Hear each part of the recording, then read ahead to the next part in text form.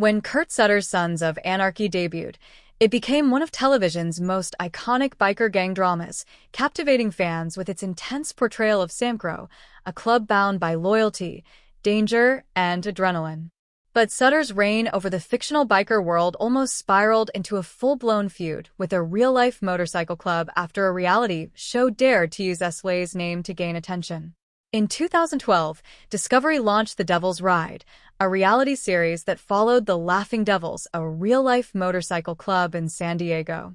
The network heavily promoted it as the real-life Sons of Anarchy, drawing direct parallels between the gritty lives of Samcro's fictional members and the day-to-day struggles of the Laughing Devils.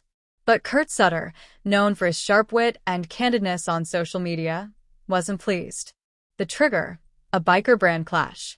Sutter quickly took to Twitter, publicly airing his grievances about the Devil's Ride adopting the real-life SOA tagline. "If Devil's Ride is gonna advertise itself as a real-life SOA, then I get to weigh in," Sutter tweeted, adding that the show was F.I.N.G. with my brand, and sarcastically comparing the authenticity of Escalation's actors to the real bikers of the reality series. "I'm pretty sure my Escalation actors could kick the sh*T out of this real MC," he remarked, directly challenging the gang's toughness. This sparked the anger of the Laughing Devils, who weren't about to let Sutter's comments go unchallenged. A club member, Sandman, threw down a challenge of his own, offering Sutter and SMA star Charlie Hunnam a chance to visit San Diego for a showdown. In an unflattering insult, Sandman even mocked Hunnam's appearance, calling him a pretty-faced Kurt Cobain lookalike, while simultaneously threatening to take his shoes.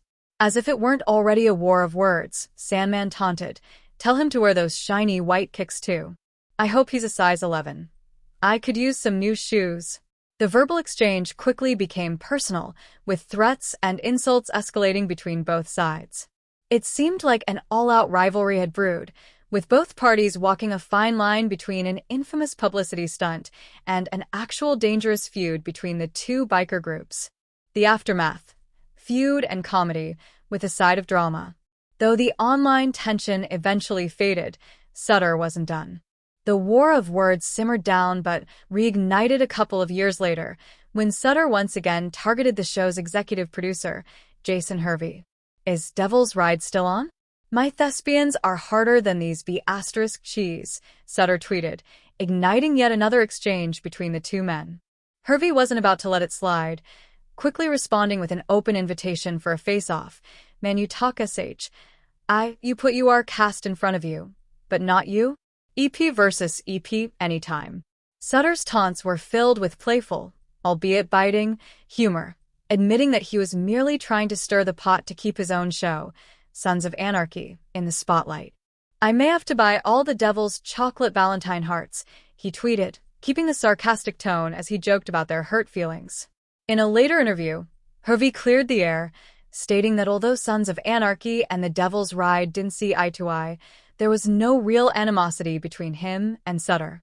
Still, Hervey expressed frustration that Sutter would question the authenticity of their reality show, especially without experiencing it firsthand. Kurt Sutter's strategy: drama for the spotlight. What began as a dispute over branding quickly escalated into a multi-year social media feud, driven in part by Sutter's insatiable appetite for attention and controversy. Known for stirring the pot, Sutter admitted that his intention was to keep Sons of Anarchy relevant, even as another biker show attempted to capitalize on similar themes. "I promote my show, impact disturbing wisdom, and rip off scabs," Sutter remarked, speaking to his strategy of pushing boundaries and keeping fans on edge. This feud may have been born of competition, but it also revealed the lengths to which Sutter would go to assert Escalation's dominance in the cultural conversation. The larger legacy: biker culture on TV and real life. Ultimately, the dispute between the Devil's Ride and Sons of Anarchy isn't about which show was more authentic or which gang was tougher.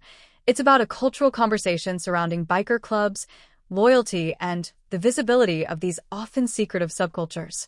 While Sons of Anarchy may have been fictional, it touched on issues of brotherhood, crime, and family that resonate deeply with real-life motorcycle clubs, leading to competition both in fiction and reality.